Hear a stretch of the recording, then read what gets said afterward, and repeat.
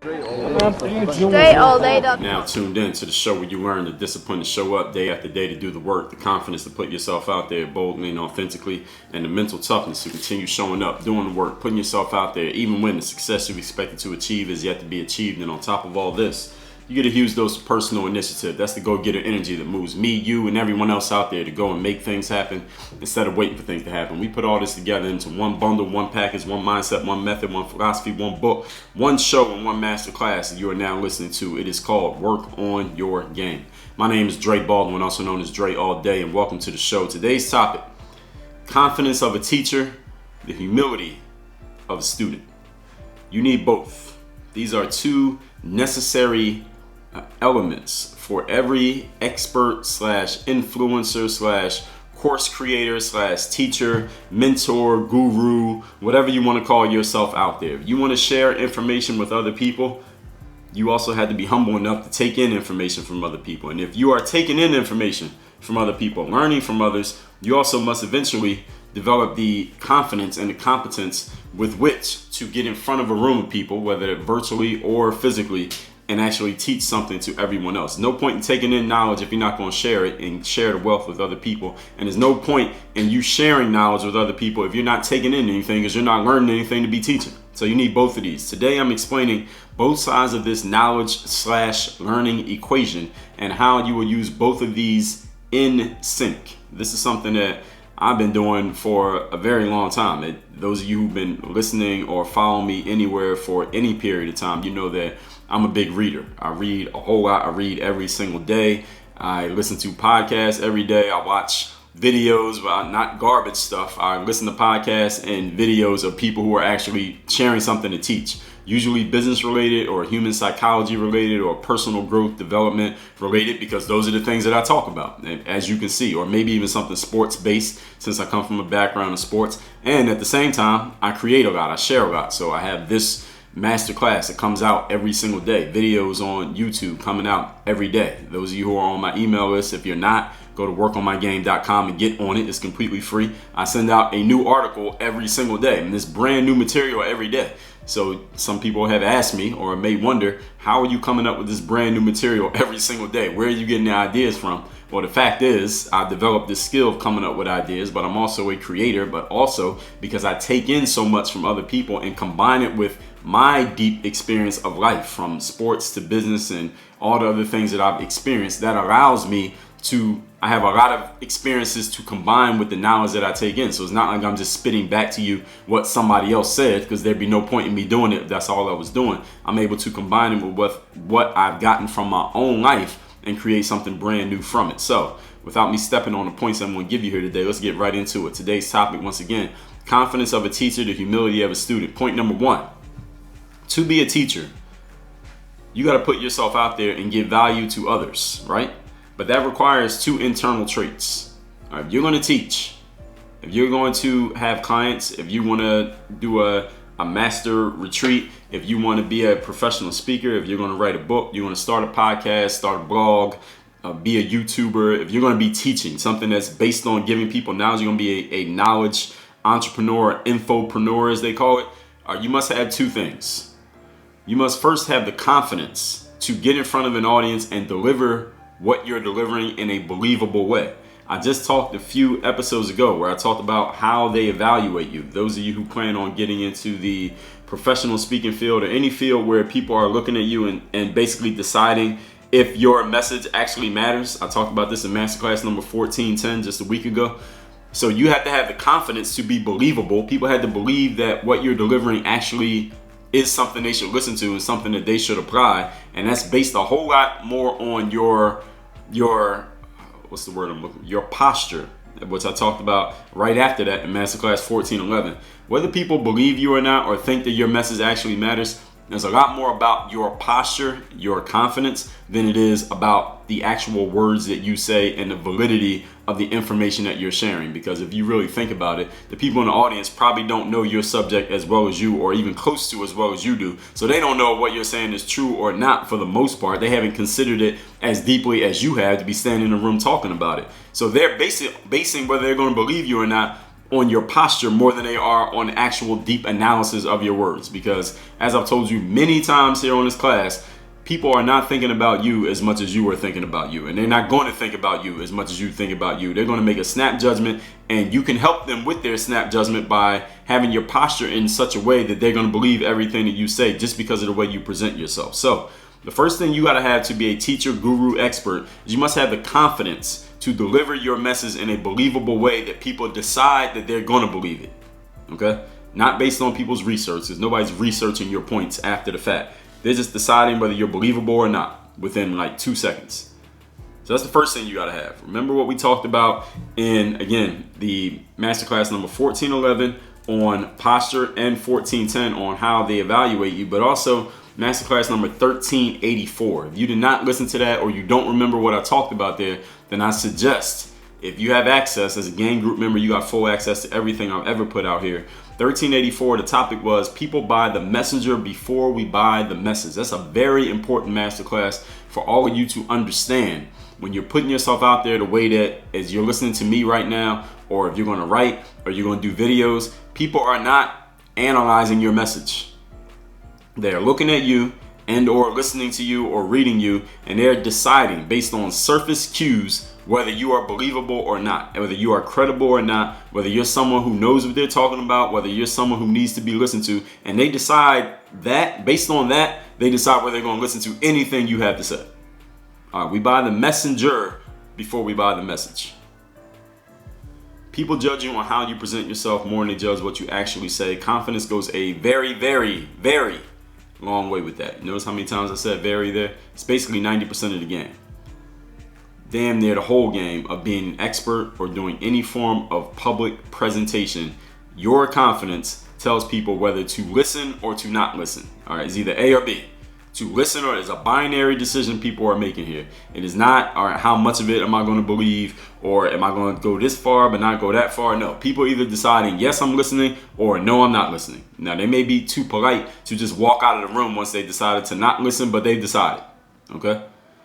And you can help them out by your posture and the way you present yourself. Now, that's one thing that you need. You're going to be a teacher, expert, guru, what's the other ones? Influencer, anything where you're putting your knowledge out to the world and you want people to believe it and listen to it and actually do something with it. That's just one thing you need, is the confidence. Here's the other thing you need.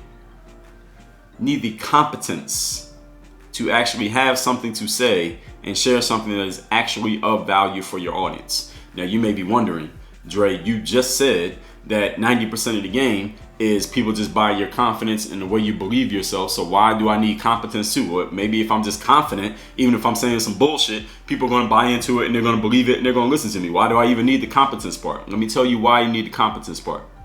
Because you're not in this for the short-term gain. You're in this for the long term. This is a long game that you're playing, right?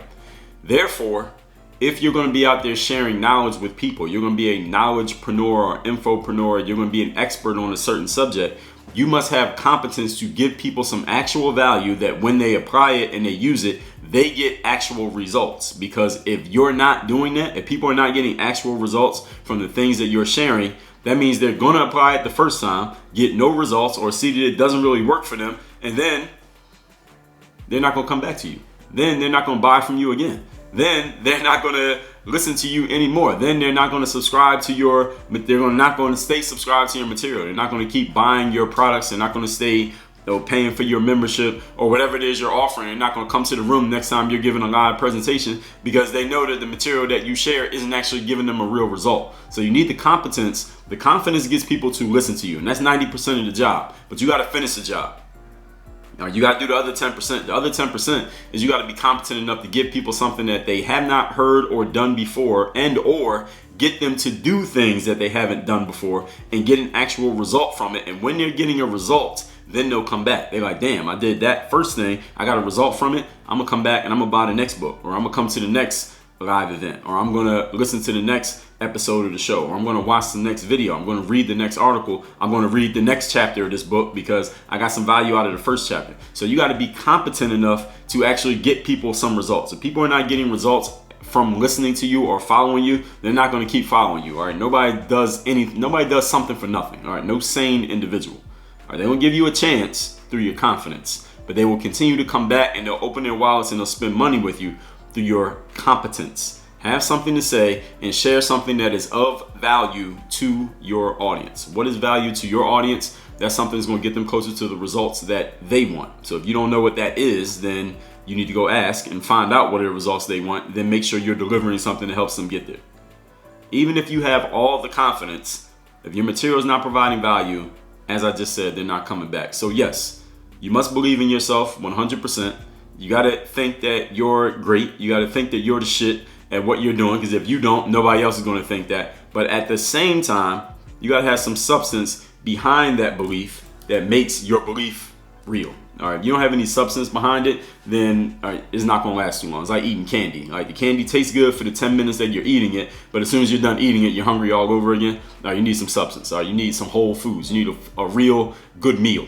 All right, I talked about in Masterclass 1286, how to be a person of substance. If you are very confident, but you have no substance behind you, then again, you'll be enjoyable for the moment, but as soon as that moment is over, people are going to forget about you.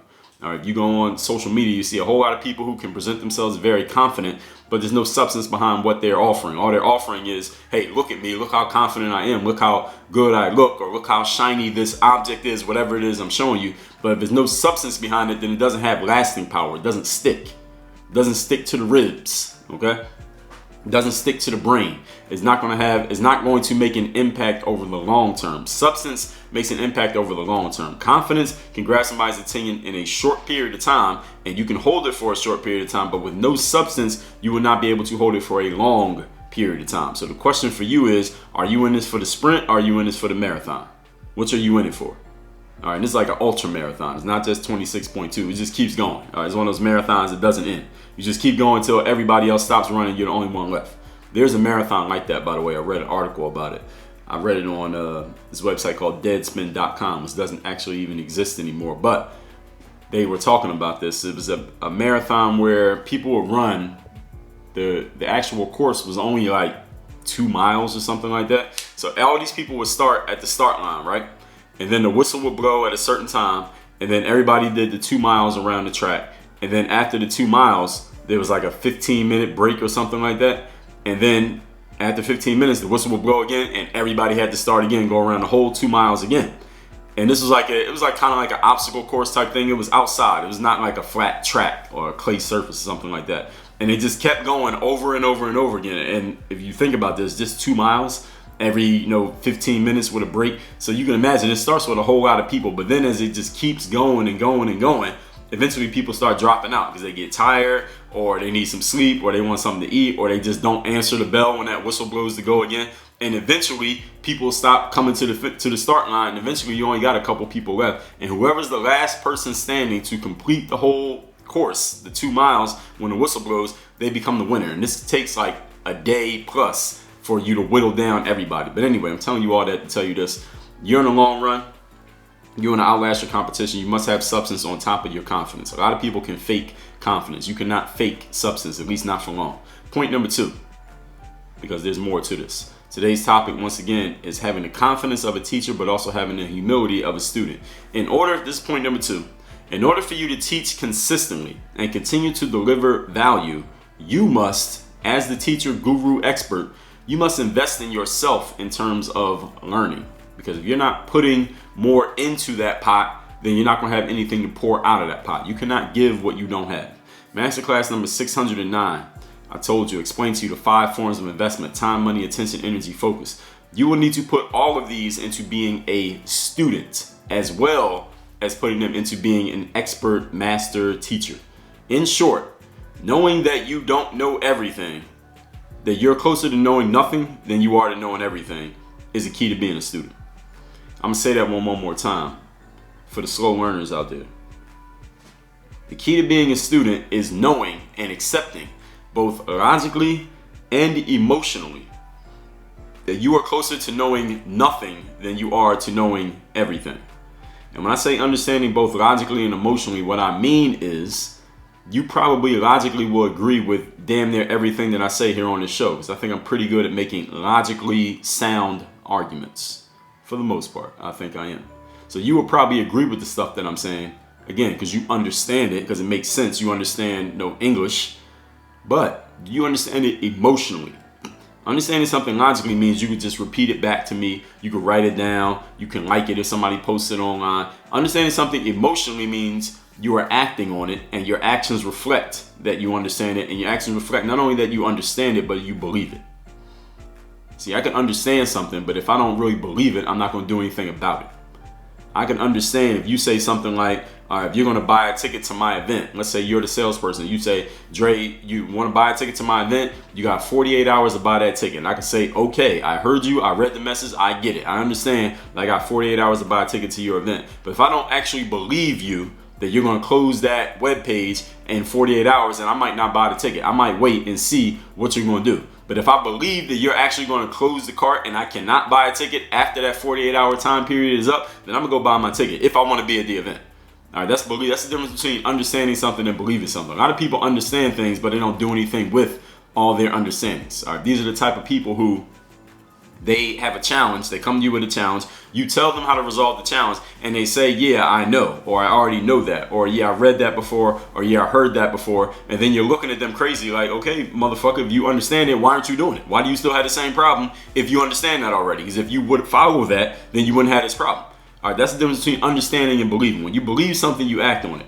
When you understand something, that means you just know it. All right, it could just take up space in your mind, or you could claim that you knew it or claim that you already knew it, but you're not doing anything with it. That's why you have problems that reflect that maybe you don't believe it, even though you understand it. So being a student means your belief, not understanding, but belief, that you're much closer to knowing 0 than you are knowing 100%. Just as people are willing to sit and listen to you, share your message. Now I'm talking to you now, expert, teacher, guru. There are people who are willing to listen to you sharing your message. You're listening to me sharing my message right now, right? You, as the expert, you must also have the humility to do what they do. Believe that there are other people out there who have a message that you could learn from, so that you will sit and listen to them. Now, I want to make sure I'm being clear here. Just because somebody sits and listens to you does not necessarily mean that you should be sitting and listening to them. Okay, the people that you sit down and listen to may be completely different from the people who sit down and listen to you. All right, the person who's in your audience may not necessarily be the person who needs to be teaching you. All right, there's a reason why they're in your audience often. Now, there may be some times when you could be the teacher and the student with the same person, but it's not going to be too often. All right, your teachers, if you're an expert, your teachers are going to be usually different people from the ones who are your students. And there's nothing wrong with that. All right, there are 8 billion people in this world. All right, so don't feel like there's something wrong with you if the people that you are sitting and listening to aren't coming to your events and listening to you, or the people who you subscribe to their show, they're not subscribing to yours. All right, because you might not have anything to teach that person, or at least they don't think that you do, or they don't believe that you do, and that's all right. Don't worry about that. All you need to do is serve the people who want to listen to you. Okay, don't go chasing down the people who don't. But you, as an expert guru, again, there are people who will sit and listen to you because you got something to teach. All right, understand you don't know everything. Believe that you don't know everything, which means there's some knowledge out there that you need to still get. Which means there's somebody out there teaching something that you need to understand, that you ain't got right now, and you need to go get it. All right, so you got to be willing to be humble enough to sit and go listen to those people. Those of you who follow me, those of you who follow me on, if you watch any of my videos on YouTube, or I wrote an article about this, I believe one article about this, but also if you follow me on Instagram, you watch my Instagram story, or watch any of my live streams on Instagram, you saw that I was at a conference in late January 2020. I actually went to 2 conferences. It just happened to be in the same city at the same time by luck of the draw. One of them I was attending as an audience member, and another one I was there as a presenter, as a speaker. And that's actually where I came up with this whole concept that I'm talking about here, is that y'all understand that I am competent and confident enough to stand in front of a room and teach on a certain subject and say, listen, this is the things that you need to understand about this. And I go through my whole presentation. And that's actually where I came up with, that's where I got the evaluation sheet that led to Masterclass 1410, how they evaluate you. But at the same time, during that same period when I was at these conferences, I was also sitting in the audience and listening to a whole bunch of speakers talk on a different subject, because I understand, I'm humble enough to understand, I don't know everything about every subject, and there are some subjects I don't know everything about everything, but I'm not trying to learn a bunch about certain subjects. There are certain subjects I want to learn a lot about. So for those particular subjects, I go find the teachers who are teaching them, and I go listen. I go take notes.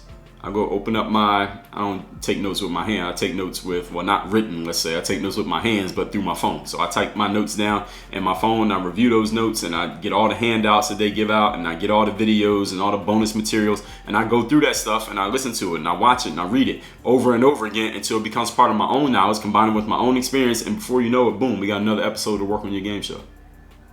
This is how I come up with content. And through other areas, but this is one of the avenues through which I come up with content. The fact that I'm willing to sit and listen. If I'm not listening to anybody else talk, I'm not listening to anything anybody else says, I'm not reading anybody else's books, not listening to anybody else's audios, how could I possibly keep coming up with content for you? All right, my brain isn't that deep. It gets deeper the more material I take in, combined with what I already think, what I already thought, what I've already experienced, and what I will think and experience.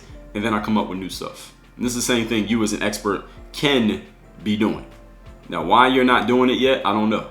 That's a question for you to answer. And if we ever work one-on-one, then I can help you out with that. But for right now, you're gonna have to figure that out on your own if you're not working with me one-on-one. The attentiveness that you are willing to give as a student, your students will be willing to give to you.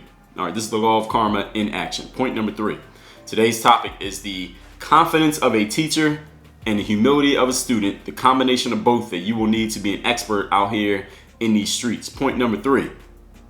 This is a continuous cycle that feeds off of itself, as I just explained to you. I just explained to you how I was at a conference speaking, but I was also at a conference attending, and my ability to speak on a subject allows me to sit in a room and listen on a subject, and vice versa. My ability to sit and listen to people talk about things allows me to get in front of a room and talk to other people about things. The people who I was listening to were not the same people who were listening to me, and vice versa. And that's all right. You're not doing only one or the other when it comes to teaching and learning. If you're going to teach, you must continually invest in learning so that you can keep up with what's happening, replace old information with new information, assess what you know, and update your formulas based on new ways of thinking. Can we agree that the things that you believed in 2010 are not the same things 100% that you believe in 2020? Can we agree that there are some things you thought to be true in 2010 that you know are not true, or at least you have a different belief about now in 2020? Can we agree on that? I would think so. No knowledge remains exactly the same over time. Let's say a lot of knowledge doesn't remain exactly the same over time. I think the law of gravity is still the same now that it was 10 years ago, but a lot of knowledge changes. And since people, that means us, we are always changing, like I talked about a lot in yesterday's episode, your teaching / sharing methods must also change along with the fact that people are changing. All right, the way that you would teach a room full of people in the year 2002 might be different from the way you'll teach people in 2022. 20 to 100 years from today, this platform that you're listening to me on, whichever one it is, they all may be obsolete. YouTube, Facebook, Instagram, Snapchat, TikTok, podcasting, blogging, emailing, they may all be gone 20 to 100 years from now, all of them. So there'll be a different way that things need to be delivered. And who knows, maybe all of us will be gone to even talk about it. But there'll be another way to deliver. There'll be another way to reach people, and whoever's around at that time, they're going to have to adjust to that and figure out that other way to deliver. As a student, on the other hand, understand that being a student is not a career. Say that again. Being a student is not a career. Being a student is not a business. Being a student, ladies and gentlemen, is a means to an end of eventually using what you have learned in order to produce a result. That's a repeatable statement. Being a student is a means to an end of eventually using what you have learned to produce a result. That's the only reason you learn. You go to school to gather the knowledge or get the information or the connections or the experience or a combination of all the above to eventually do something with all those things you learn and produce results. That's the reason you go to school. That's the only reason. Only reason I'll go to a conference is not just to say that I went to a conference and not to take a selfie with some famous person, or not to get the free food, or to stay at a hotel, or whatever the hell other things you get from going to a conference. I go to a conference so I can get some knowledge and some information and maybe some inspiration or motivation or whatever I'm going to get. Whatever I'm looking for when I go to that conference. Maybe I'm looking for all of it. Maybe I'm open-minded. I'm just going to take in whatever I get. But the point of me going is to gather certain things that I can take back with my own knowledge, my own experiences, and get it out and somehow, some way produce a result for myself and for others. If I'm producing results for myself, that's great. If I produce results for others, that's when I can start to multiply. That's the purpose of being a student. It is a means to an end of producing a result. In the process of producing those results, here's what's going to happen. Once you prove that you can produce results, people are going to start asking you questions. And they're going to ask you the same question, actually, many times in several forms. There's going to be one question you're going to get over and over and over again. It may be worded differently. It's going to come from different people and from different angles, but it's always the same question. Here's the question. How? How did you do that? How did you achieve that outcome? How did you make that happen? How did you make that money? How did you get as good as you are at what you do? How do you continually do it on a consistent day-to-day basis? People are going to start asking you how when they see that you are able to produce a result. The reason you're able to produce a result is either A, you're just very talented and you can just naturally just do stuff without even trying, or B, you've learned it from somewhere, combine it with your own experience and things you've gone through, trial and error. Eventually you got good at it, and then people are going to see that you're good at it, and they're going to say, how'd you do that? Can you show me how to do it? And your answer should be yes, because when you answer yes, you don't even have to say yes. You answer yes through your teachings. So if someone wants to know, Dre, how do you go and present a speech at a conference and get good reviews so that they bring you back and ask you to come give another one and maybe give a bigger audience the next time? I just told you in masterclass number 1410, here's how they evaluate you. Somebody asks you, well, Dre, how do you stay motivated and inspired to keep working on your game when you got cut from your high school basketball team 3 years in a row? Well, I told you in masterclass number 1284 how to keep your hopes alive. When someone says, Dre, how do you discern when you're dealing with another person whether they're full of shit or they're someone you should actually listen to, even though the last time they were supposed to do something they didn't quite do it? Well, I answered that question by giving you masterclass number 1055, seeing people exactly as who they are. And somebody says, well, how do you know whether you should keep working on something and keep pushing to make it happen and be mentally tough, or whether you should actually quit because you're in the wrong place doing the wrong thing at the wrong time? Well, I answered that by giving you masterclass number 745, which is titled Why You Need to Quit Right Now in Life. And I could do this for 1,400 episodes, but I don't think we got that kind of time.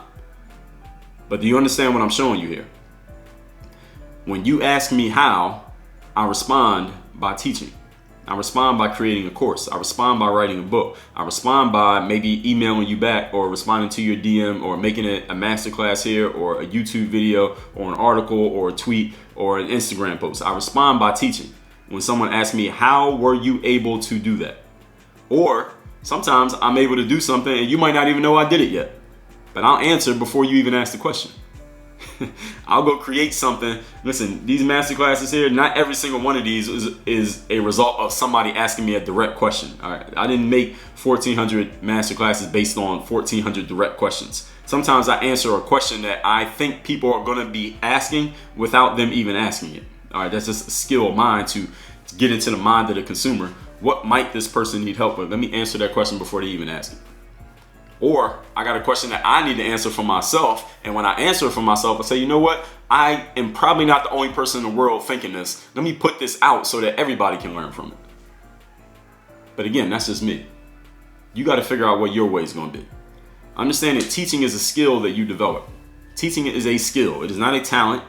It's not a gift. Well, it can be a talent or a gift for some people, but even if you have a talent or a gift for teaching, you still must develop it into a skill. I think I have a talent or gift for my oratory abilities, written abilities, and I kind of made the audio, video, writing, I combined that all into one big skill. And maybe it was a talent, maybe I had some natural abilities at it, but I've worked on it. I think you would agree that I didn't put my 10,000 hours in on this thing here. I probably got 20 or 30,000 hours in. But it's a skill you got to develop. You got to continue to work on it. Just because you're good at something doesn't mean you can teach it. And that's a whole different conversation. But I'm going to say that one more time before we recap today's episode. Just because you are good at something does not mean you can teach it. You must develop the skill of teaching things to other people. Being able to do it and being able to teach it are two completely different things. Let's recap today's topic, which is the confidence of a teacher, the humility of a student. These are two necessary elements for every expert, influencer, course creator, teacher, guru, wizard out there. And I'm explaining both sides of this equation and how you will use both of these in sync together. Point number one, to teach, to put yourself out there and to give value to others requires two internal traits: the confidence to get in front of an audience in a believable way, because we buy the messenger before we buy the message, and the competence to give value to your audience so that they are getting results. If people are getting results from what they learn from you, they will continually come back. If they are not getting results, they won't come back. It is simple as that. So if you look at your audience and see it's getting bigger, that's because you're helping people get results. If it's getting smaller, it's probably because either you're not being consistent in your delivery, or you're not helping people get results, or a combination of both. But make sure you have some substance behind your confidence, because if there's no substance there, people will not come back. Point number two, in order to teach consistently and to continue to deliver value, you must invest in yourself in terms of learning. I talked about this in Masterclass 609, the 5 forms of investment. You got to put them all into being a student: time, money, attention, energy, and focus. In short, knowing that you don't know everything, knowing that you're closer to knowing nothing than you are to knowing everything, that's what allows you to be a student. Just as people are willing to sit and listen to you share your message because they know there's something that you know that they don't, there's somebody out there who knows some things that you don't know that are relevant to you, and you got to be humble enough to sit down, shut up, and listen to what that person has to say. The attentiveness that your students give you is the same attentiveness you must be willing to give as a student. Point number three, this is a continuous cycle that feeds off of itself. You are not just doing only one or the other. If you are going to teach, you must continually invest in learning so that you can keep up with what's happening, replace old information with new information, assess what you know, and update your formulas based on new ways of thinking. No knowledge remains the same over time. 100 years from now, all these platforms that we're so bought into now, they may all be gone. They may all be obsolete, and we got to have new ways to deliver. Or whoever's alive at that time, they got to have new ways to deliver. As a student, remember that students are not a career. Being a student is not a career. Being a student is a means to an end. You become a student so you can get to the next step of actually producing a result. And when you produce results consistently and people see that, they're going to start asking you one question, one word. It is how. And that's when you start teaching. And just because you are good at doing something does not mean you're good at teaching it. So understand that just because you do something well and people start asking you how does not qualify you to teach. Well, actually, it does qualify you to teach, but you're not going to be a good teacher. You won't have any substance to your teaching until you develop the skill of teaching. That's why you must invest in your delivery of your expertise to other people. You want help with that? You need to reach out to me. Work on your game. Dre all day.